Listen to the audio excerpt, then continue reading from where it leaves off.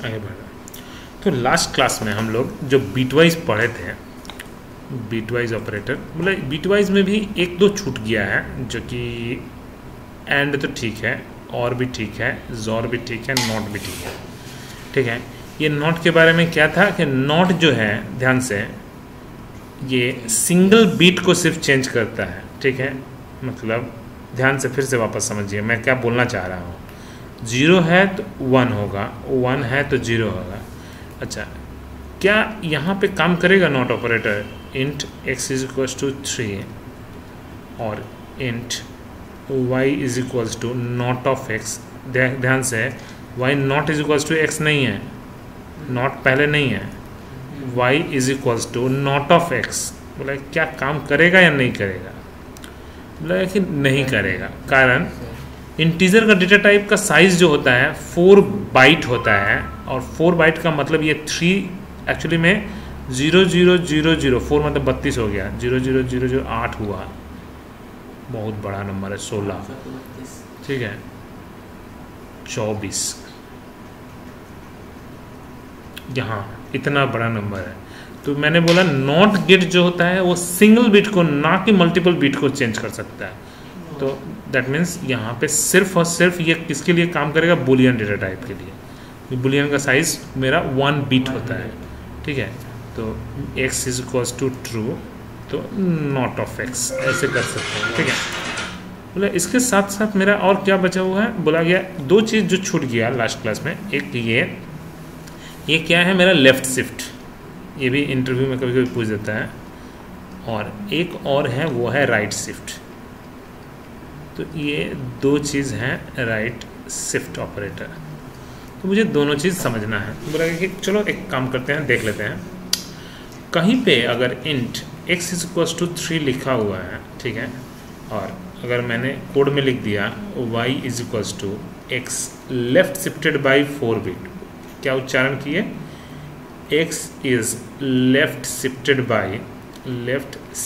By 4 bit. बोला इसका मतलब, अब इसका मतलब समझते हैं, y का वैल्यू क्या होगा? बोला कि एक्चुअली में ये जो बाउंड्री लिमिट है 32 बिट में कन्वर्ट होगा ना, 3 का मतलब, तो 0000 हम बहुत छोटा छोटा करके समझा रहे हैं, 8 ऐसे करके 16, ठीक है, 24,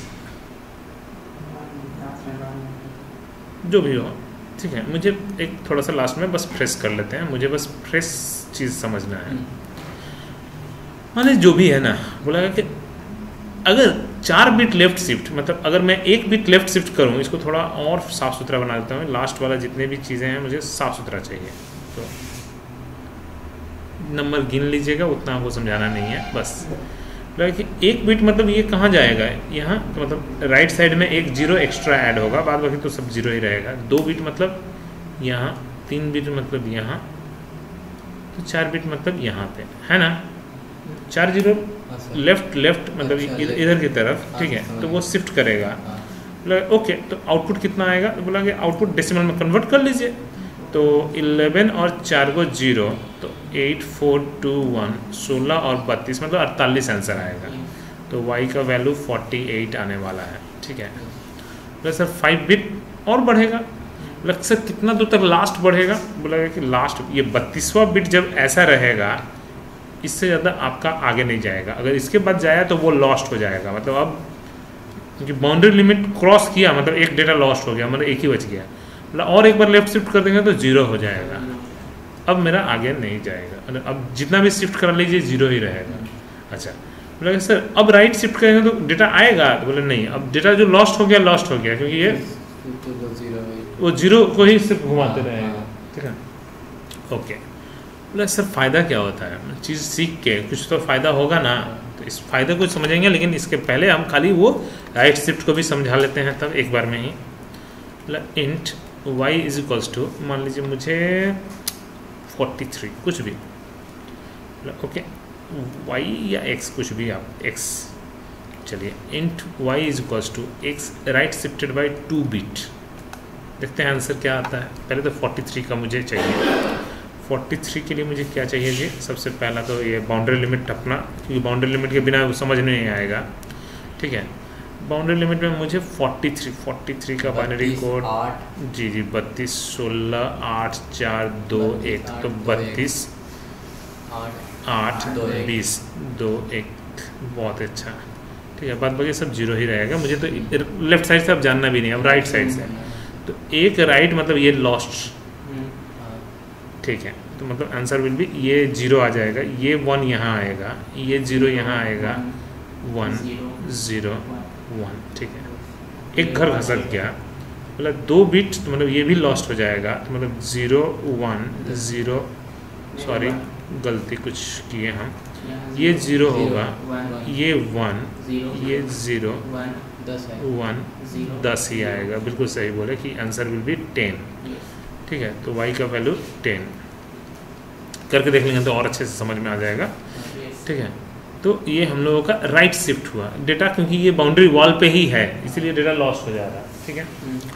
मैं सिर्फ पढ़ के क्या मिलता है, जितना भी दुर्गा पूजा में डेकोरेशन का काम होता है ना, दुर्गा पूजा में डेकोरेशन मतलब क्या बोलना चाह रहे हैं, लाइटिंग, ठीक है। जितना भी होता है, मान लीजिए कोई भगवान का, अल्लाह का, जिसका भी फोटो है, तो वो फोटो के पीछे LED लगा रहता है, साइड से पूरा का पूरा प्रोग्राम इतना छोटा होता है। x = 1 लूप चला दिया, ठीक है। क्या कह दिया, x = x लेफ्ट से 1, तो लूप में 32 बार घूमेगा और 32 बार, तो क्योंकि इस 1 का मतलब क्या हुआ, ये नेक्स्ट टाइम, मतलब आदमी को कभी समझ ही में नहीं आता, क्योंकि इतनी स्पीड से घूमता है, लोगों को लगता है कि अच्छा ये गोल गोल घूम रहा, बट वो क्या हुआ, 32 के बाद फिर से 1 कर दिया।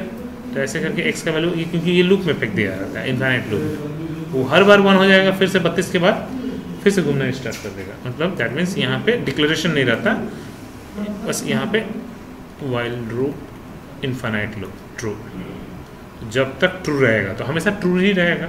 तो 1 32 बार घूमेगा, फिर से 1 32 बार घूमेगा, फिर से 1 32 बार घूमेगा, मतलब ये लगेगा कि इनफाइनाइट टाइम्स घूम रहा है। लगेगा उल्टा क्लॉकवाइज, लगेगा कि ठीक है, ये एक बड़ा नंबर ले लीजिए पहले से, मतलब कहाँ से, तो बोलेगा कि आप 32वां, अगर 32वां बिट 1 रहेगा तो कितना होता है, 4 करोड़ के आसपास होगा, बोला 4 करोड़ ही ले लीजिए, जो होता है वो बाउंड्री लिमिट पे ले लीजिए। अब x is right shifted by 1, तो उल्टा घूमना स्टार्ट कर देगा, एंटी क्लॉकवाइज, मतलब जैसे क्लॉकवाइज घूम रहा था वैसे एंटी क्लॉकवाइज घूमना स्टार्ट करेगा, कि एक एक करके डेटा लॉस्ट हो जाएगा, ठीक है। जितना भी डेकोरेशन का काम हुआ सब का सब मेरा ये लेफ़्ट शिफ्ट और राइट साइड से ही घूमता है, ठीक है। ये जो लगता है कि दुर्गा पूजा में ही पानी का ढेव जैसा देखते हैं, लगता है कि बह रहा है पानी, शिव जी बैठे हैं, शिव जी के ऊपर से जटा से पानी गिर रहा है, कुछ नहीं है, सब LED का कमाल है, ठीक है। 4 को LED लगा दिया हुआ है, चारों को एक बार ये जल रहा, उल्टा मतलब इधर से नहीं, उल्टा तरफ से, इधर से 1 0 0 0 0 0, फिर से ऐसे ऐसे करके मेरा पूरा का पूरा कोड घूमेगा, और इससे भी मेरा काम हो गया, ठीक है। तो बोलिए सर, तो LED जो रहता है, हाँ, नॉर्मल वायर रहता है, उसमें हाँ, किस तरीके से वर्क करता है? एक्चुअली में देखिए, जब प्रोग्रामिंग सीखेंगे तो हार्डवेयर का प्रोग्रामिंग, तो उसमें कुछ नहीं रहता। अब माइक्रो प्रोसेसर था ना आप लोगों का सिलेबस में कि नहीं था? माइक्रो प्रोसेसर नहीं था, ठीक है, कोई दिक्कत नहीं। माइक्रो प्रोसेसर में क्या रहता है, इनपुट आउटपुट पिन 32 गो रहता है, तो 32 गो जनरली माइक्रो प्रोसेसर में यही सब सिखाया जाता है कि 8 बिट डेटा बिट, तो 8 करके 4 गो अलग अलग, जिसमें जो चाहिए, हम चाहते हैं एक में LED लगाना है, एक में मोटर लगाना है, एक में कुछ और लगाना, तो हम चाहेंगे तो 32 LED ही लगा सकते हैं। अब यहाँ से लेफ़्ट शिफ्ट करेंगे तो 8 के बाद ये पकड़ लेगा, तो प्रोग्रामिंग से पूरा चलेगा। इस चिप में प्रोग्राम डाला रहेगा, सी का प्रोग्राम, जावा का प्रोग्राम, जितने भी कोर कोडिंग, ठीक है, इसमें से सबसे ज़्यादा सी ही चलता है, क्योंकि एम्बेडेड सी चलता है, लॉजिक्स पूरा सी का। तो ये सब काफ़ी इंटरेस्टिंग चीज़ है, अगर समझेंगे तो सच में हर स्ट्रीम आपको प्यारा लगने लगेगा, ठीक है। नहीं समझने से तो सभी खराब लगता है ठीक है। तो लेफ्ट शिफ्ट राइट शिफ्ट। अब मेरा जो बचा है लॉजिकल ऑपरेटर,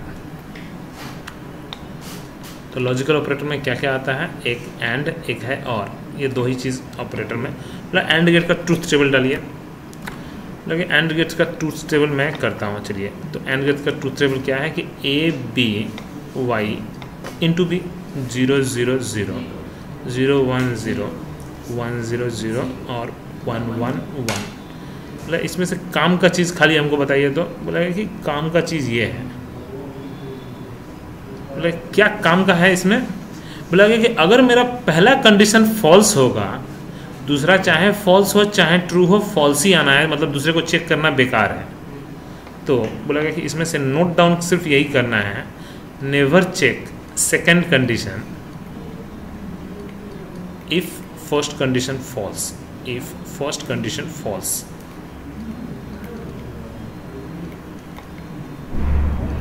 अगर फर्स्ट फॉल्स नहीं है तब चेक करेगा। अगर पहला ट्रू है तो क्योंकि दूसरे पर डिपेंड करेगा, तब तो दूसरा फॉल्स होगा तो फॉल्स, ट्रू होगा तो ट्रू। मतलब अगर पहला ट्रू है तो दूसरे पे डिपेंड करेगा, दूसरा भी ट्रू होगा तो तीसरे पे डिपेंड करेगा, ऐसे करके ये भी ट्रू होगा तो आगे। तो मतलब अगर पहला लेकिन फॉल्स है तो दूसरे के पास जाएगा भी नहीं, वहीं से घूम जाएगा। ठीक है, मतलब सर कहना क्या चाह रहे हैं, इसके ऊपर क्वेश्चन देगा, खासकर सी में। जावा में तो उतना टफ नहीं है, जावा में बहुत कुछ चीज़ों को उन्हें कर दिया है, सॉल्व कर चुका है। ठीक है, बोला कि एक क्वेश्चन पूछा जाता है, बहुत ही इंपॉर्टेंट क्वेश्चन। ठीक है, int x is equal to 3। देखते हैं तो आप लोग बता पाते हैं कि नहीं। ये सी में क्वेश्चन पूछा जाता था पहले, कि सी तो अभी तो इंटरव्यू से ही हट गया है, लेकिन जान के रखना जरूरी है। X is equal to 3, y is equal to 7, z is equal to y is equal to 5, z is equal to 7। ठीक है, अब पी इज इक्वल टू, ध्यान से, x less than y and y equals to z. बस ध्यान से, मैंने Y equals to Z नहीं लिखा है, चला के किया है यहाँ पे।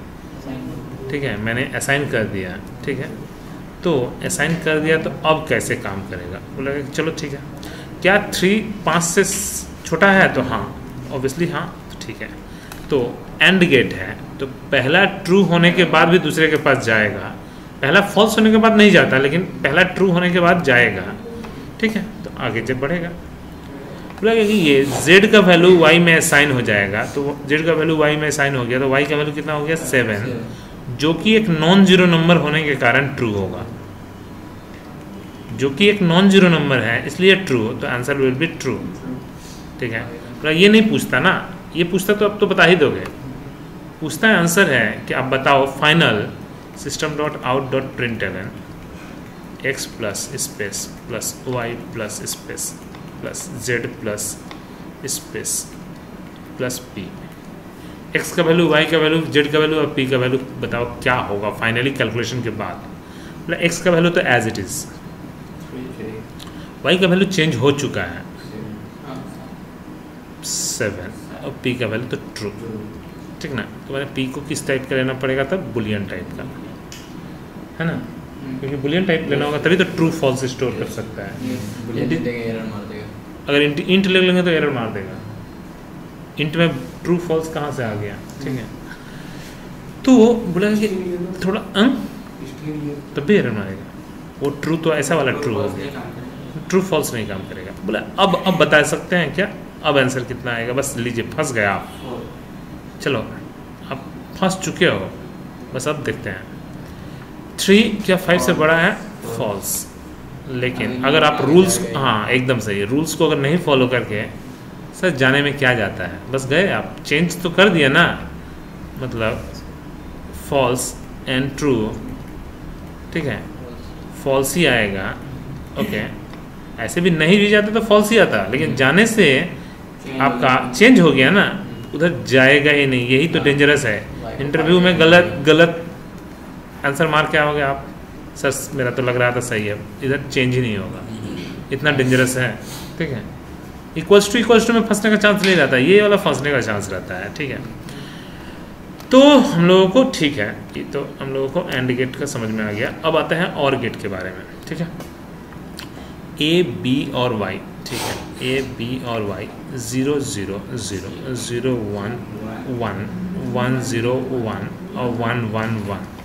बोला इसमें से भी सिर्फ काम का चीज़ को हमको नोट डाउन करना है। बोला ये मतलब इसमें से क्या खास बात है? इसमें खास बात है मेरा कि अगर मेरा पहला ट्रू होगा तो दूसरे को चेक करने का कोई ज़रूरत नहीं है, क्योंकि ट्रू ही होगा। दूसरा बेवकूफ़ी है चेक करना, क्योंकि फॉल्स भी होगा तभी ट्रू, ट्रू होगा तब भी ट्रू। हाँ, लेकिन इसमें फॉल्स होने के बाद दूसरे को चेक करेगा, क्योंकि वो हमेशा दूसरे पे डिपेंड करता है। और गेट, और 0 होगा तो 0, 1 होगा तो 1, ठीक ना। मतलब इसमें तो ये बोला गया है कि never check second condition if first condition true, first condition is true.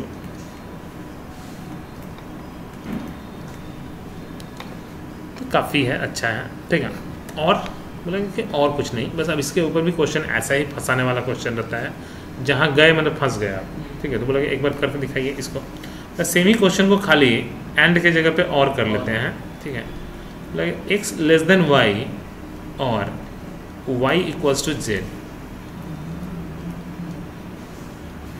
क्या 3, 5 से x का वैल्यू 3, y का वैल्यू 5 और z का वैल्यू 7, क्योंकि वो तो पूरा उल्टा काम करेगा कि अगर मेरा पहला ट्रू है तो दूसरे के पास नहीं जाएगा, यहाँ इधर भागेगा ही नहीं, उसमें जाएगा। पहला ट्रू होगा तो दूसरे के पास जाएगा, फॉल्स होगा तो नहीं जाएगा। तो आंसर विल बी ट्रू ही, ठीक है। अगर उल्टा तो बोलेगा कि अगर मेरा पहला फॉल्स हुआ तब दूसरे के पास जाएगा, ठीक है। हाँ, 7 हो गया। अब फॉल्स और ट्रू, तो ट्रू ही आएगा, ठीक है। लेकिन z का वैल्यू, y का वैल्यू चेंज हो गया है, ठीक है। इतना डेंजरस है क्वेश्चन तो, ठीक है। तो ये लॉजिकल ऑपरेटर के अंदर आता है। बोला कि और क्या है, यूनरी ऑपरेटर उतना समझाने का जरूरत नहीं है। यूनरी ऑपरेटर बोला कि जैसे हम लोग अगर वेरिएबल डिक्लेयर करते हैं तो कॉमा देके हम सेपरेट करते हैं, तो कॉमा खुद में ही एक यूनरी ऑपरेटर है, ठीक है, जो कि सेपरेटर का भी काम करता है। सेमीकोलन भी एक ऑपरेटर की तरह काम करता है, जो कि टर्मिनेट का काम करता है। अच्छा, x इज इक्वल्स टू +3, ये जो प्लस सिंबल है ये खुद में एक यूनरी ऑपरेटर में आता है। माइनस सिंबल, ठीक है। लाइक कभी इनटू सिंबल देखे हैं क्या?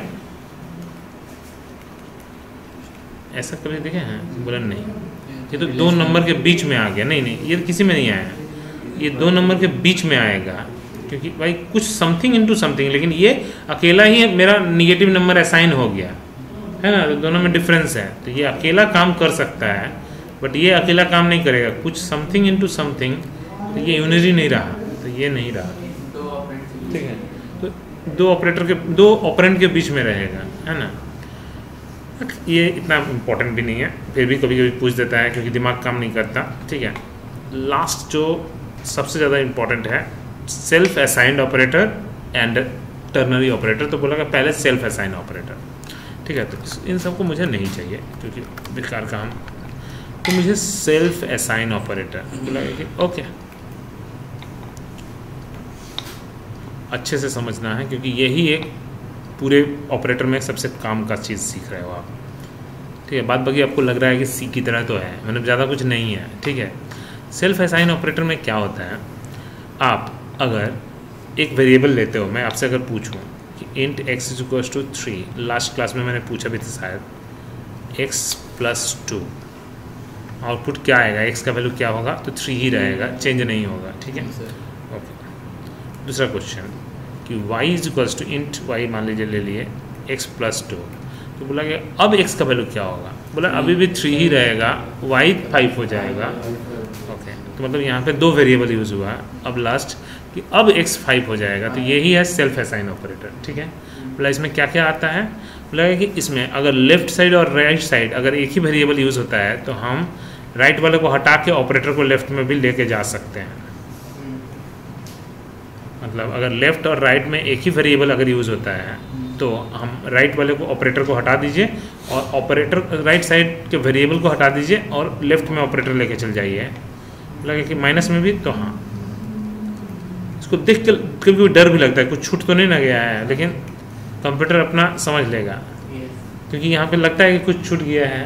सर तो ऐसा देंगे तो वैल्यू 5 जाएगा। हाँ, एकदम काम करेगा, ठीक है, क्योंकि इसका मतलब कंप्यूटर वही समझेगा कि राइट साइड में एक ही एलिमेंट है, ठीक है।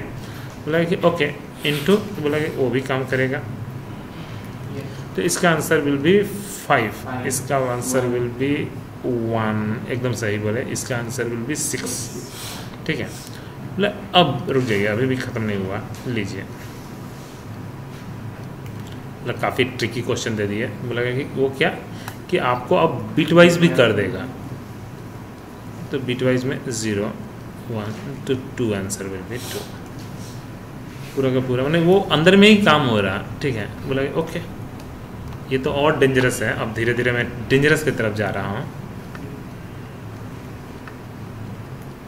ये तो कभी भी लगता है कि लेस देन पढ़ें या लेफ्ट शिफ्ट पढ़ें, एक्चुअली में लेफ्ट शिफ्ट है। ठीक है, लेस लेस, ठीक है, तो बोला कि इसका अब आउटपुट क्या आएगा, मतलब कितना है, वैसे x का वैल्यू 3 है, तो 3 मतलब 1 1 और 5 को 0 पीछे, ठीक है, बाद में सामने में 0 रहेगा, सामने में 0, क्योंकि ये एक्चुअली में क्या है, यही ना है 3 का मतलब 0 0 1 1। अब लेफ्ट शिफ्ट में मतलब 5 को 0 पीछे में लग जाएगा। ठीक है, आसानी से समझ में आता है। 8 4 2 1 16 32 और 64, तो मतलब 96, तो आंसर विल बी 96। तो ये भी हम देख लेंगे, तो ये सेल्फ असाइन ऑपरेटर में आता है।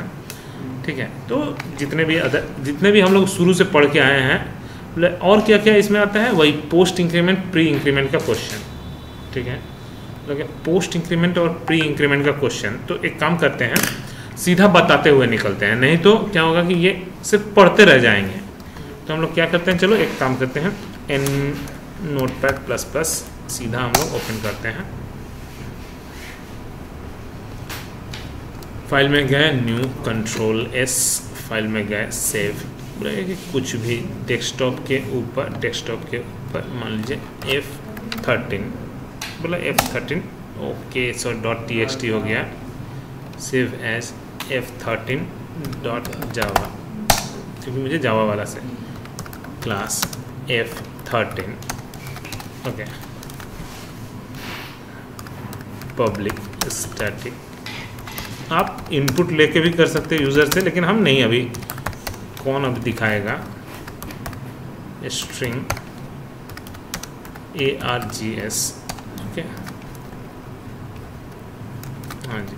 अब मुझे जो करना है करेंगे, तो बोला इंट x एकदम स्टार्टिंग से ही, ठीक है, जहाँ जहाँ चीज़ें हमको सपोर्ट करना था, int y = 5 and int z = x + y, एक एक करके, और system.out.print ln z का वैल्यू, cmd cd space desktop Java c space f13.java Java space f13, 8 सही है। हमने बोला कि दूसरा स्ट्रिंग, जानबूझ के डालने दीजिए, तो लेकिन अगर आपको इंटीजर में स्टोर करना होगा तो मैंने उसको टाइप कास्टिंग भी करना होगा, क्योंकि अभी हम करेंगे तो एरर खाने वाला है, या एरर नहीं भी खाए, नहीं एरर तो खाना ही है, ठीक है, एरर तो खाना ही है। ठीक है, तो बोलेगा कि इसको मुझे, तो इंटीजर क्लास के अंदर पार्स इंट बोल के फंक्शन है, ध्यान रहे स्पेलिंग थोड़ा, पार्स का पी छोटा है, कैमल कैसा है, इसलिए पार हो गया, क्योंकि मुझे तो बस वही चाहिए था, बोला तब भी काम किया। तो मतलब हम लोगों के पास इतना था तरीका। स्ट्रिंग टाइप रखेंगे तो 8, हाँ कॉलम के अंदर, बिल्कुल बिल्कुल बिल्कुल, बोला कि ओके, अगर स्ट्रिंग टाइप के रखेंगे, मान लीजिए हम इसको कुछ नहीं किए और लास्ट में मैं स्ट्रिंग टाइप बोला गया, तब तो झंझट ही नहीं रहा, तो आंसर विल भी अभी बोला 35, एकदम कुछ एरर नहीं मारेगा, क्योंकि स्ट्रिंग के संग कॉन्कैटिनेट कर देगा। 35, ओके, CLS, मतलब ये सब चीज़ मुझे जान के क्या फ़ायदा, अब तो ये तो बस समझना था शुरू से। ठीक है, मुझे बोला गया कि मुझे मॉडुलस वाला लॉजिक सिर्फ जानना है, जहाँ जहाँ से मुझे हिट कर रहा है। ठीक है, कि अगर मेरा नंबर छोटा है, ठीक है, और मुझे मॉडुलस ऑपरेशन करना है तो क्या होगा, तो बोला कि एज इट इज़, अगर नंबर बड़ा है, ठीक है, 13, ओके ओके, सॉरी 13 डाल दिया इसलिए, नहीं तो समझ में, रिमाइंडर तो ऐसे भी 3 ही आता, नहीं तो 1। ठीक है, तो ओके, नंबर बड़ा रहेगा तो डिवाइड होगा, नंबर छोटा रहेगा तो बोला कि इसके बाद हम लोग क्या सीखें, अगर न्यूमरेटर निगेटिव रहेगा, ठीक है, तो बोला इसको मत निगेटिव कीजिए, आप यहाँ पे लगाइए। अगर न्यूमरेटर निगेटिव रहा और डिनोमिनेटर पॉजिटिव रहा तो निगेटिव न्यूमरेटर पे डिपेंडेंट होता है। बोला अगर इसको नहीं करके इसको निगेटिव करें तो डिनोमिनेटर पे वो डिपेंडेंट नहीं होता, तो प्लस आया है ना, सही है। न्यूमरेटर पॉजिटिव था इसलिए पॉजिटिव आया, ठीक है। अब बोला कि अब दोनों नेगेटिव आएगा तो नेगेटिव, ओके। तो वो जहाँ जहाँ हिट करना था मुझे हिट कर लेता है, ठीक, ओके। CLS हो गया। बोले कि मुझे पहला काम ख़त्म। दूसरा मुझे काम क्या करना है, मुझे दूसरा काम है रिलेशनल ऑपरेटर, ठीक है। रिलेशनल ऑपरेटर में भी ज़्यादा नहीं झमेला है, तो रिलेशनल ऑपरेटर में लेस देन ग्रेटर देन, ठीक है। तो लेस देन, चलो 11 क्या 5 से छोटा है, तो देखते हैं। एरर मार दिया। बोला क्यों, क्योंकि बुलियन में आपने नहीं दिया है, तो बुलियन ट्रू फॉल्स कैसे स्टोर होगा, नहीं तो CLS,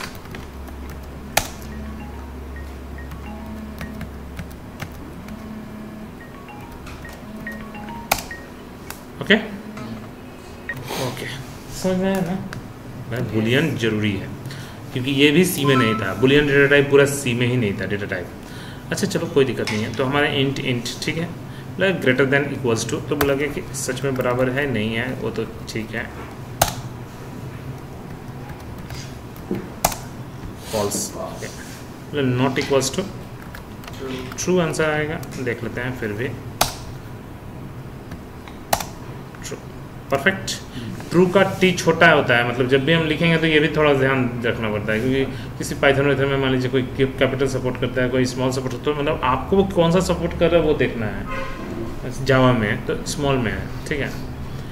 और कुछ तो बोले ना, बोला कि अब लास्ट है सेल्फ असाइन ऑपरेटर, मतलब वो सेल्फ असाइन नहीं, सिर्फ असाइन वाला। याद होगा मैंने बताया था ये कि y का वैल्यू x में मतलब 5 और x का वैल्यू z में, तो मतलब एक्चुअली में 5 ही आएगा, सब में 5, तो ये बुलियन नहीं होगा, ये इंटीजर, ठीक है। ये हो गया आज का। उसके बाद से क्या था, बिट वाइज ऑपरेटर, तो मतलब हम लोग ये 3 रखा, ये 7 था, ठीक है। एंड ऑपरेटर, तो एंड में क्या था, बिट वाइज, ठीक है। आंसर विल भी जो भी था, मुझे तो याद तो नहीं है, लेकिन 3, ठीक है, 3 ही था, ठीक है। मतलब और ऑपरेटर, पाई ऑपरेटर जिसको बोलते हैं, बोले इसमें 7 आया था। जरूरी नहीं है कि हमेशा 7 ही आए, कुछ भी आए, ठीक है। कैप इसमें 4 आया था, ठीक है, क्योंकि सेम में 0 होता है, डिफरेंट में 1 होता है, लास्ट क्लास का सब है, 4 आया था। बोला कि यहाँ तक तो दिक्कत ही नहीं है, दिक्कत कहाँ पे है, लेफ्ट शिफ्ट राइट शिफ्ट में, है ना। लेफ्ट शिफ्ट में सबसे पहले 4 बिट, ठीक है। हम देख लेते हैं 3 को अगर लेफ्ट शिफ्ट 4 बिट करते हैं तो कितना आंसर आया था, 48। सच में कम करता है क्या, कम किया। बोला कि 5 बिट करने से लास्ट वाला अभी जो एग्जांपल बताए थे तो 96,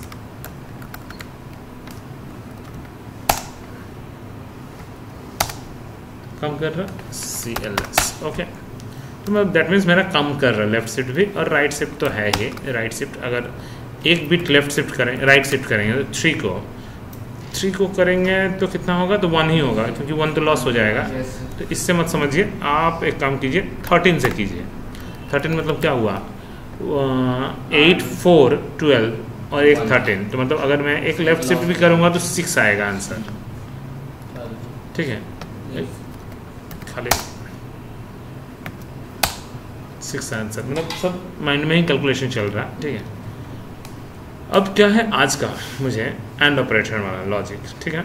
x का वैल्यू क्या था, x का वैल्यू 3 था, y का वैल्यू 5 था, और z का वैल्यू 7 था ना।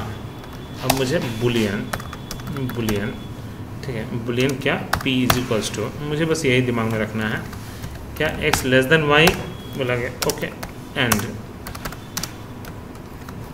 y इक्वल्स टू z, पहले इक्वल्स टू z, पहले सिंगल इक्वल्स टू मत दीजिए, ओके। पहले सिंगल इक्वल्स टू मत दीजिए। बोला है कि ये क्यों एरर मार दिया? बोला है कि एक्चुअली में क्या दे दिया कि अगर मेरा पहला फॉल्स होगा तो दूसरे के पास जाएगा ही नहीं। तो एरर कहाँ पे मार दिया? यहीं पे मार दिया। क्या मारा है एक बार पढ़ लीजिए। बोला है कि एक्सपेक्टेड, देखिए मतलब ये चेक भी करता है, थोड़ा जावा है इसलिए थोड़ा चेक भी हो गया। सी में ऐसा नहीं होगा, सी में वो पार निकल जाएगा, ठीक है। सी में हाँ वो तो आपका उधर जाएगा ही नहीं, ठीक है। अच्छा ग्रेटर अगर रख रहे हैं फॉल्स में तो जाएगा ही नहीं, इसीलिए उधर नहीं जा रहा, ठीक है। बोला कि अब क्या है? बोला सेमी कॉलन। बोला कि अब किस लिए जी? सेम एरर है, ओके। मे बी मुझे लगता है कि गलती कुछ और है।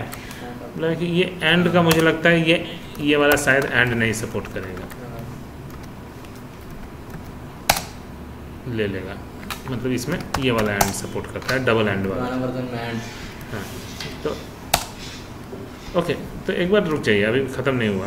बोला 7 क्यों आया आंसर? ओह जेड का वैल्यू प्रिंट किया इसलिए, मुझे तो पी का वैल्यू चाहिए, ठीक है। तो बोला सिर्फ पी का नहीं चाहिए मुझे, एक्चुअली में सबका चाहिए।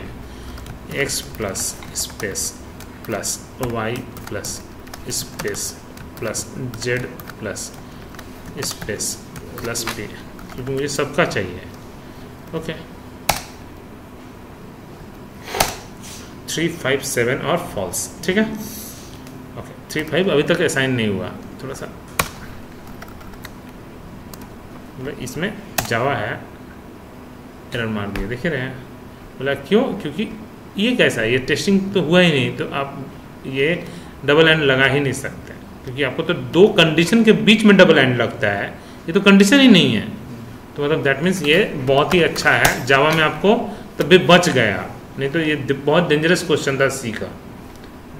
सी का क्वेश्चन सच में बहुत डेंजरस है ये असाइन, कि किसी को अगर नहीं, पहले तो गलती धोखा खा जाता है, इसको इसमें धोखा खाता है ये कि टेस्टिंग है या असाइन है, उसमें भी पहला वाला फॉल्स होगा तो दूसरे के पास नहीं जाएगा, वो दो, तो इसीलिए वो चेक कर लेता है ऑटोमेटिकली कंपाइल टाइम में, ठीक है। मतलब एरर तो मार दिया, ठीक है। और मैं एक बार देख लेते हैं खाली हम टेस्टिंग के लिए, मतलब और भी मेरा सपोर्ट कर गया, चलो अच्छा है, टेस्टिंग भी कर लिए पूरा। 3, 5, 7 और ट्रू, ठीक है, जो भी है कंडीशन वाइज चेक कर लीजिएगा, 2 कंडीशन के बीच में। अभी तक सेल्फ असाइन बस बचा हुआ है, तो बोला एक काम कीजिए, एक ही बार में पूरा कंप्लीट। अब मैं पहले अब पढ़ते भी जा रहा हूँ, तुरंत चेक भी करूँगा। तो सेल्फ असाइन में हम लोगों को क्या क्या पढ़ना है? एक है post increment, post increment already आप लोगों को थोड़ा मोड़ा पहले से जानते हैं।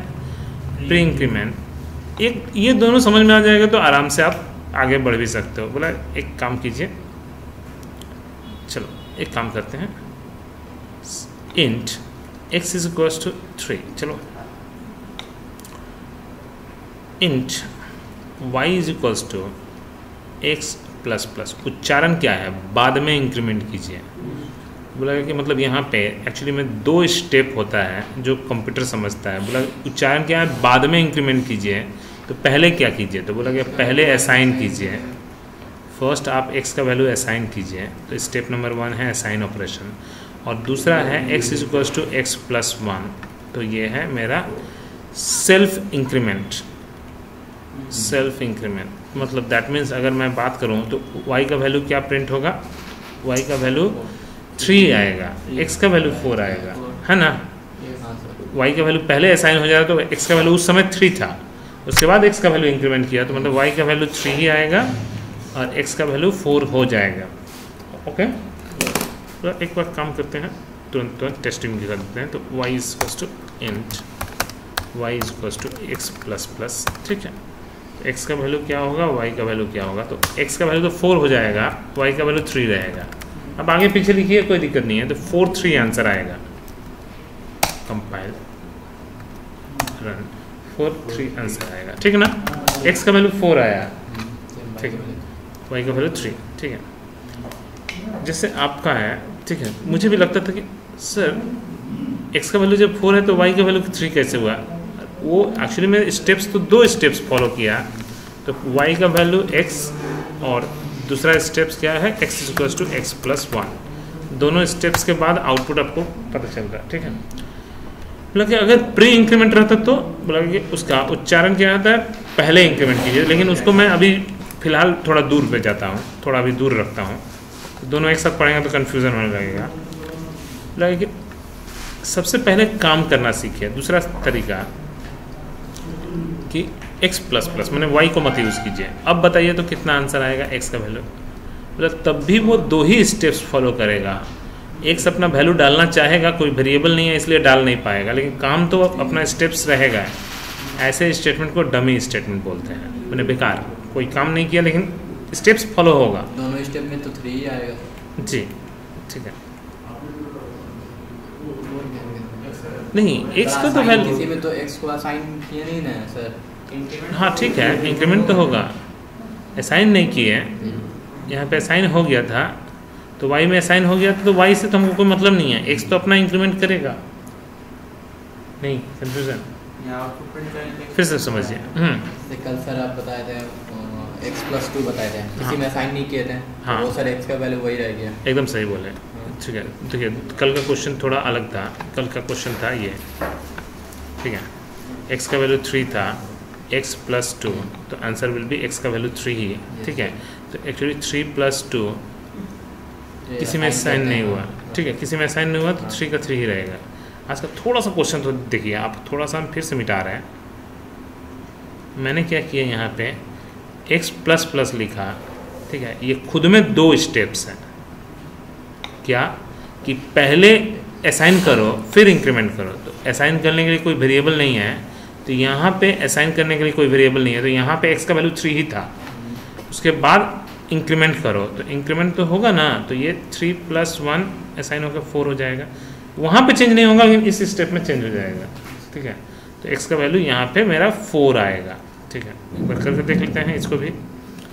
इसको खाली क्या बोला गया, इस स्टेप्स को मत लिखिए और x, ठीक है। तो ये वाला स्टेप्स खाली बेकार है, बट कुछ वेरिएबल नहीं है, लेकिन काम तो करेगा ही करेगा।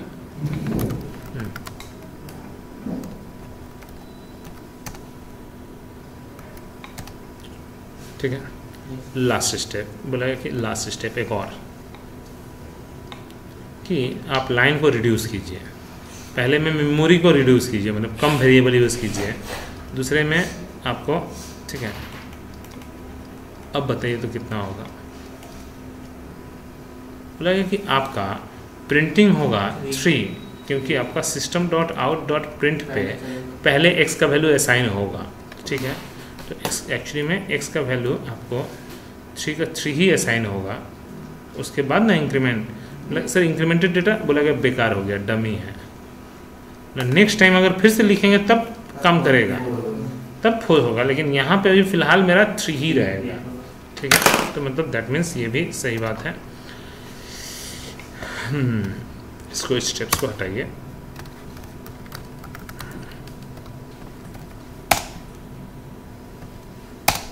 रहेगा, ठीक है। मतलब उल्टा, ये तो हुआ सिर्फ पोस्ट, अब प्री। फिर से वही तरीका, एक ही तरीका सीखेंगे, वो है कि सबसे पहले जितना ज़्यादा वेरिएबल लेंगे उतना ही अच्छा है। x = 3, y = ++x, मतलब इसका होता है पहले इंक्रीमेंट कीजिए, हाँ, उसके बाद असाइन कीजिए थोड़ा सा, तो x का वैल्यू पहले ही 4 हो जाएगा, तो अब तो 4 ही रहेगा। अच्छा, दूसरा स्टेप्स, ठीक है, x = 3 बोला कि ++x, बोला कि इसमें भी सेम, कि पहले इंक्रीमेंट कर जाएगा, असाइन करना चाहेगा लेकिन कोई वेरिएबल नहीं है तो असाइन नहीं कर पाएगा, लेकिन 4 तो हो चुका है, ठीक है। तीसरा system.out.print में भी अगर हम ++x लिखते हैं तो पहले इंक्रीमेंट हो जाएगा, उसके बाद system.out.print में डालेगा, तो इंक्रीमेंटेड वैल्यू ही प्रिंट करेगा। तो एक बार लास्ट वाला ही खाली हमको मतलब है,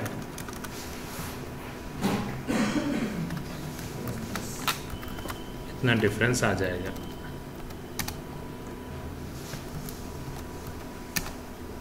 ठीक है, CLS बोला कि सर क्वेश्चन कैसा पूछता है। ये तो हुआ कि हम लोग को बेसिक समझ में आ गया, अब क्वेश्चन कैसा पूछता है वो।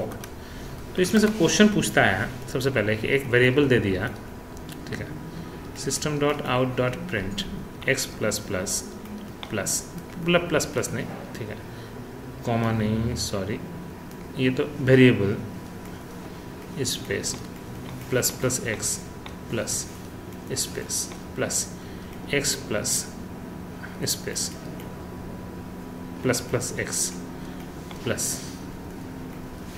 जान लीजिए खाली फंसा रहे हैं झूठ मूठ का, ठीक है। लेकिन सर क्या लिखे हैं कुछ तो समझ में नहीं आ रहा, समझ में आएगा, ठीक है। ये एक्चुअली में आपको कलर थोड़ा अलग करना होगा तब, हाँ, अंडरलाइन कर दी नीचे का सर। देखिए आपका ये ये है, ये तो कॉन्कैटिनेट किया है, ठीक है। ये मेरा डेटा है, फिर से कॉन्कैटिनेशन है, ये मेरा डेटा है, इसमें ना ही पोस्ट है ना ही प्री है, ये प्री है और ये पोस्ट है। मतलब कि आउटपुट कहाँ से आएगा, सी के अनुसार राइट से स्टार्ट होता था। सी में अगर आप पढ़िएगा तो पहले ये होगा, लेकिन जावा में पढ़िएगा तो पहले ये होगा, क्योंकि यहाँ पे कोई मॉडुलस वोडुलस का झंझट नहीं है, खाली प्रिंटिंग होता है। मतलब एक बार असाइन करता है फिर प्रिंटिंग करता है, ऐसा नहीं है। उसमें पहले असाइन करता है %d, %f, %c में ऑर्डर वाइज। तो यहाँ पे पहले स्टेप किसका होगा, इसका। चलो तो 3 असाइन करके 4 जाएगा, ठीक है। मतलब कि पहले ही प्री तो एकदम 5, क्योंकि 4 आ रहा है 5 हो जाएगा और 5 ही जाएगा। मतलब कि 5 ही आएगा 5 ही जाएगा भी, उसके बाद मतलब 6 हो जाएगा और 6 ही जाएगा। मतलब 6 प्रिंट होके 7 जाएगा, मतलब 7 बेकार हो गया। मतलब आंसर विल बी 3 5 5 6 6, ठीक है।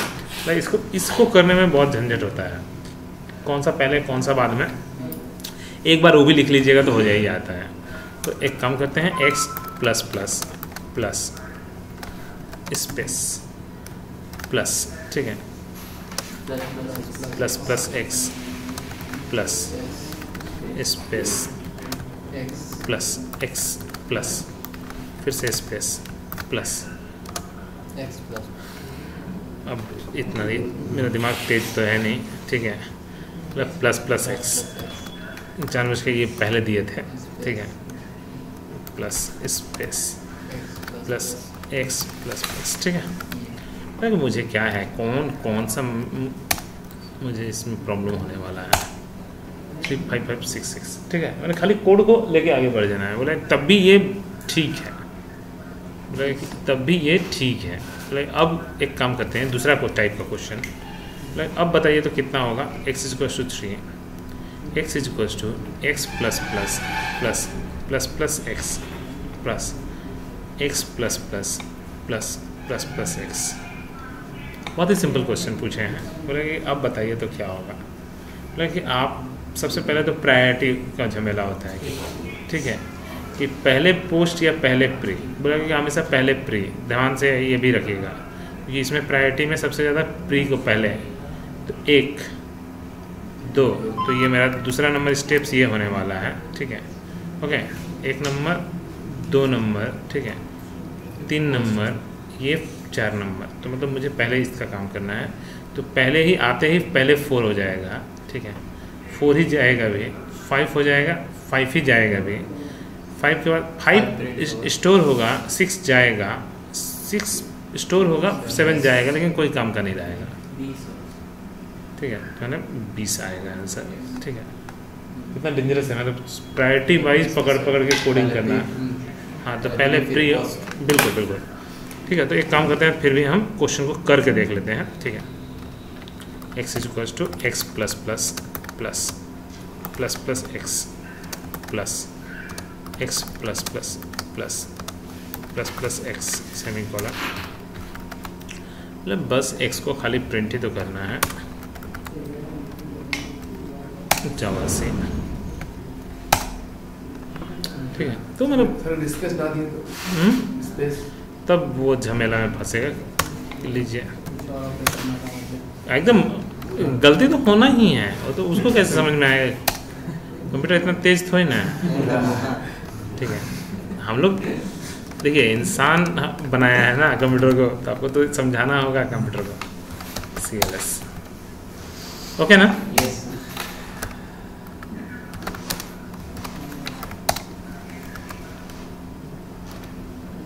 ये हुआ मेरा बेसिक चीज, ठीक है।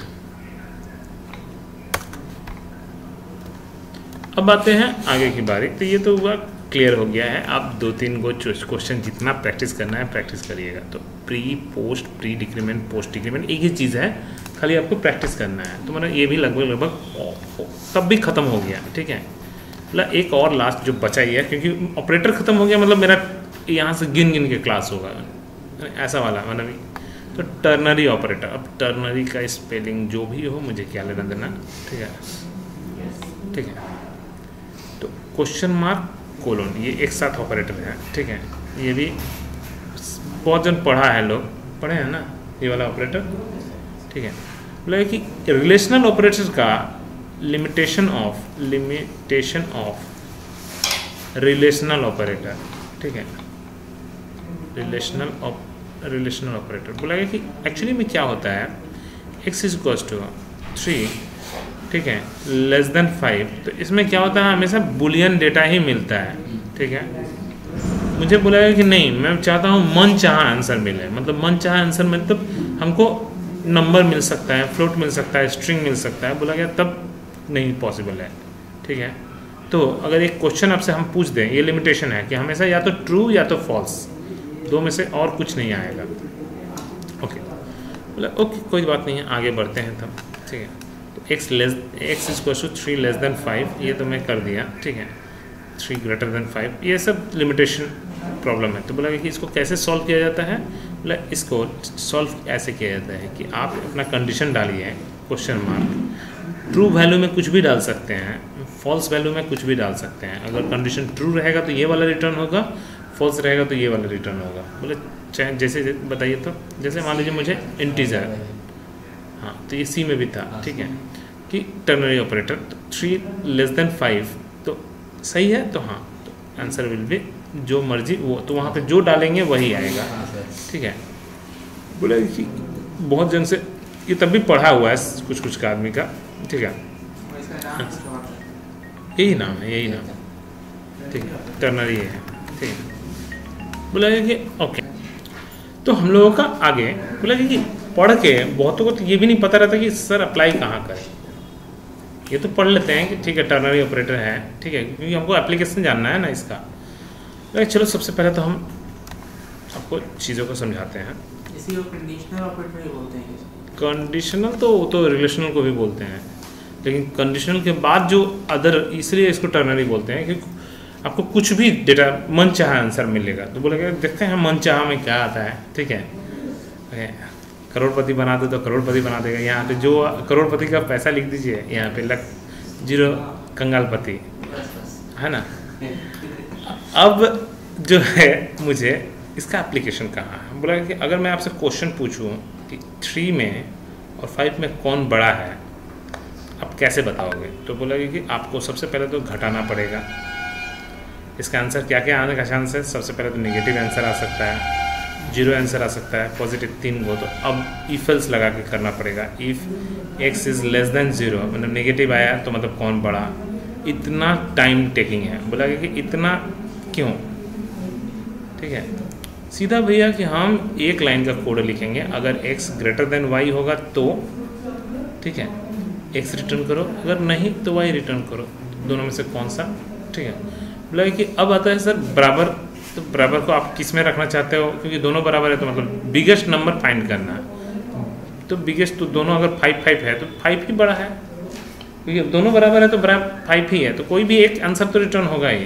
अच्छा, मतलब बिगेस्ट अमॉन्ग 3 नंबर, ये तो और टफ है। सोचिए आप मैथमेटिक्स में करने जाएंगे तो क्या होगा, 2 को घटाएंगे, फिर घटाएंगे, लेस देन, ग्रेटर देन, इतना कंडीशन हो जाएगा। एक लाइन का कोड है, ठीक है। कैसे, आप किसी 2 नंबर को चेक करो, ठीक है, कि अगर x y से बड़ा होगा तो, अगर बड़ा होगा तो, 1 मिनट, अगर x y से बड़ा होगा तो ये कंडीशन सही होगा, और नहीं तो ये कंडीशन सही होगा, ठीक है। अगर x y से बड़ा होगा और x z से भी बड़ा होगा तो x इज बिगेस्ट, और x y से बड़ा लेकिन z से छोटा तो z इज बिगेस्ट, सही है। फिर से अगर x y से छोटा होगा, मतलब अब y और z के बीच में कंपेयर, तो y इज बिगेस्ट, नहीं तो z इज बिगेस्ट, बस कोड खत्म। तो कभी कभी इंटरव्यू में ये भी पूछ देता है कि बेनिफिट्स ऑफ ऑपरेटर। तो देखिए कितना कॉम्प्लेक्स प्रॉब्लम को एक लाइन में सॉल्व करती है। ये तो हुआ कि आप लोगों को जो पढ़ा हुआ है वो चीज़, ठीक है, जो पढ़ा हुआ है वो चीज़ था। अब इसका एप्लीकेशन, ठीक है, कहीं कहीं आप देखते हो ना पासवर्ड, ठीक है, पासवर्ड में लिखा रहता है एक कैपिटल लेटर होना चाहिए, एक स्मॉल लेटर होना चाहिए, एक नंबर होना चाहिए, एक स्पेशल कैरेक्टर होना चाहिए, पासवर्ड का लेंथ 6 होना चाहिए। आप थोड़ा खाली ए लिख के नेक्स्ट में आने का कोशिश करो, टक करके नोटिस क्रॉस दे देता है बगल में। ये जो क्रॉस दे दिया ये कहाँ से आ गया, मतलब कुछ तो कहीं पे कोड किया हुआ है ना। ये मन चाहा यही है, मन चाहा, ठीक है, तो मैं जहाँ मर्जी वो दिखा सकता हूँ। चलो आई, ठीक है, सी टी, ठीक है, ठीक है, टी, क्या अभी सही हुआ तो नहीं, 2 काम हो गया, ठीक है, @ 1 बोला कि जैसे लिए तुरंत टिक हो गया क्योंकि मेरा काम हो चुका है। 6 भी हो गया, नंबर भी हो गया, स्पेशल कैरेक्टर भी मैं सब। तो ये जो चीज़ है ये कैसे होता है, मतलब एक वेरिएबल में आप अपने कंडीशन डाल दीजिए, ठीक है, मान लीजिए y नाम के वेरिएबल में एक कंडीशन डाल दीजिए जिसमें इनपुट डाल रहे हो वो मान लीजिए x में है, ठीक है, और अब क्रॉस या टिक, अब ये दिखाने वाला जो चीज़ है ये रिटर्न टाइप में डाल दीजिए, मतलब z = टू, ठीक है, कि अगर मेरा x और y मैच कर गया। अब मैच करने का तरीका अलग होता है क्योंकि ये तो ऐसे नहीं ना, ये फंक्शन है, मतलब सब जावास्क्रिप्ट का फंक्शन है, क्वेश्चन मार्क। तो अगर सही होगा तो टिक रिटर्न करो। अब ये टिक का पिक्चर है वो टिक, नहीं तो क्रॉस रिटर्न करो। क्या हुआ, मन चाहा हुआ ना, बोला कि ओके चलो। अब एक और चीज़ बोला कि और भी कभी कभी जब ऑनलाइन हम लोग एग्ज़ाम पढ़ते हैं, ऑनलाइन एग्ज़ाम देते हैं, ठीक है, ठीक है, तो ऑनलाइन एग्ज़ाम में क्या होता है, क्वेश्चन बोला, ठीक है, क्वेश्चन बोला, 4 गो ऑप्शन बोला, आपने बी को टिक करके सबमिट कर दिया, आपका नेक्स्ट पेज में आया यू गॉट 0 आउट ऑफ 1, मतलब आपने गलत आंसर मारा है, ठीक है। अब चेक करना चाहते हो गलती कहाँ पे है, तो जैसे रिव्यूज़ मारेंगे तो पेज में लेके आएगा। अब ये पेज बनाए चाहे अलग पेज बनाए वो आपकी मर्जी, तो आपको दिखाएगा जो आपने मारा है वो रेड कलर से और जो सही वाला होगा वो ग्रीन कलर से। अगर यही चीज़ पहले दिखाया रहता तो गलती होने का चांस ही नहीं था, है ना। ये कोड कैसे होता है, ठीक है, इसमें भी सेम है, ठीक है, इसमें भी क्या है, ट्रू आंसर पहले से वेरिएबल में रहता है, ठीक है, ट्रू 3 नंबर है, योर आंसर भी वेरिएबल में रहता है जो कि पहले से 0, लेकिन 1 2 3 4, तो कोड में पहले से क्या y का वैल्यू, y आंसर = 0, मतलब ब्लैक कलर, सब का सब ब्लैक कलर रखो, ठीक है, पूरा का पूरा प्रोग्राम से चलता है, ठीक है। एल्स, अब तो मतलब आपने कुछ क्या सबमिट कर दिया है, ठीक है, अब वापस रिव्यूज़ जब होके जब वापस बैक टू करेगा तो इफ़ योर आंसर और ट्रू आंसर अगर मैच कर जाएगा तो कोई एक ही ग्रीन होगा, अगर नहीं तो वो वाला रेड हो जाएगा, ये वाला ग्रीन हो जाएगा, मतलब पूरा प्रोग्राम से होता है। बाकी जो नहीं मारा हुआ उसको कोई लेना देना है नहीं, ठीक है। तो काफ़ी कुछ होता है, मतलब आपको ये जो टर्नरी ऑपरेटर है हर जगह काम आता है, एक्सेप्ट सी पढ़ के कोई काम नहीं आता, वो 2 नंबर को बड़ा छोटा निकालना, ठीक है। तो PHP OHP जो लोग भी बड़ा प्रोजेक्ट बनाते हैं सब जगह काम आता है। इसका आगे वाला एग्जांपल, उसका आगे वाला पासवर्ड वाला, तो मैंने बोला कि क्या ये जो सिंबल है, आप सिंबल की जगह पे कुछ भी यस नो भी तो दे सकते हैं। इसमें सर कोड करने के लिए मेरे को तो sir total character capital character से उसको सर इक्वलाइज करना। ये फंक्शन ही होता है। देखिए ये सब जब जावास्क्रिप्ट आप पढ़ोगे तो समझ में आएगा कि ये फंक्शन का पूरा बना हुआ है, कैपिटल ए से कैपिटल जेड, स्मॉल ए से स्मॉल जेड सब ले लेगा, वो ऐसा कोड ही है, ऐसी कोड वो एस्की कोड ही पकड़ लेगा पूरा। नहीं, वो फंक्शन ही बना हुआ है, फिल्टर फंक्शन, कि जो मैंने लॉजिक लगाया है क्या उससे मैच कर रहा है या नहीं। ये जावास्क्रिप्ट का पार्ट है पूरा, ठीक है। नॉर्मली ऐसे कोड नहीं होगा। अगर हाँ अब अगर मैच किया तो यस के जगह पे हम टिक एक सिंबल, मतलब पिक्चर आप समझिए, और क्रॉस भी एक पिक्चर समझ लीजिए, पिक्चर को रिटर्न कर देंगे वहाँ पे, ठीक है, उस जगह पे। तो जब प्रोजेक्ट पिक्चर कैसे लोड करें? HTML में जैसे पिक्चर लोड करते हैं, खाली HTML का टैग ही तो है, खाली वो तो बॉक्स है ना, एक बॉक्स है जिसमें आपको पिक्चर खाली लोड कर देना है। अब पहले से कोई पिक्चर नहीं रहेगा, ब्लैंक ग्राफिकल यूजर इंटरफेस। ये PHP OSP में आता है। इसमें क्या बनाएगा, मतलब इसमें आई वाला सब बन जाएगा, आँख बन जाएगा जिसमें क्लिक करते ही पासवर्ड चेंज होकर किसी और में बदल जाए, क्रॉस करते ही वो सब ठीक है। तो जो मेजर प्रोजेक्ट में ये सब नहीं रहेगा। मेजर ये वाला चीज़ मेजर में थोड़ी ना है, मतलब मेजर प्रोजेक्ट में प्रोजेक्ट मेजर रहेगा, बड़ा प्रोजेक्ट रहेगा, ठीक है। ये तो छोटा सा चीज़ है। सर वो जैसे जो बोले पिक्चर बनाने वाला पिक्चर रहेगा, मैंने जैसे देखिए जावास्क्रिप्ट का, ये जावास्क्रिप्ट में, जावा में नहीं फंक्शन हो रहा है, ठीक है। ये जो पिक्चर रिटर्न करने वाला जो चीज़ है वो जावास्क्रिप्ट में क्योंकि ईजी रहता है, इसीलिए तो वो सबसे फास्टेस्ट अभी तक फ्रेमवर्क निकला है जावास्क्रिप्ट का। Node.js, AngularJS, React.js, JS का ही सबसे ज़्यादा फास्टेस्ट फ्रेमवर्क निकला है, उसमें बहुत सारा फंक्शन बना हुआ है। PHP में भी नहीं बना है, पाइथन में भी नहीं बना है, तो वो जावास्क्रिप्ट पाइथन में भी यूज़ करना है आपको, जावास्क्रिप्ट का ही फंक्शन को कॉल करके यूज़ करना है। जावा में भी कुछ कुछ ऐसे फंक्शंस हैं जो कि जावा में है ही नहीं, और जावास्क्रिप्ट का एक लाइब्रेरी इंक्लूड कीजिए, मे भी उस लाइब्रेरी में हो, कभी हम यूज़ नहीं किए हैं, तो लाइब्रेरी को डाउनलोड करो, उसके बाद लेकिन नेट कनेक्ट अप कर लीजिए, क्योंकि हम लोग जो कोर जावा पढ़ते हैं वो तो ऑफलाइन में भी चलता है ना, लेकिन वो जो स्क्रिप्ट का लाइब्रेरी अगर इंक्लूड कर दिए तो आपको नेट हमेशा ऑन रखना ही पड़ेगा, ठीक है। तो मेजर प्रोजेक्ट में GUI रहेगा ना? हाँ जी।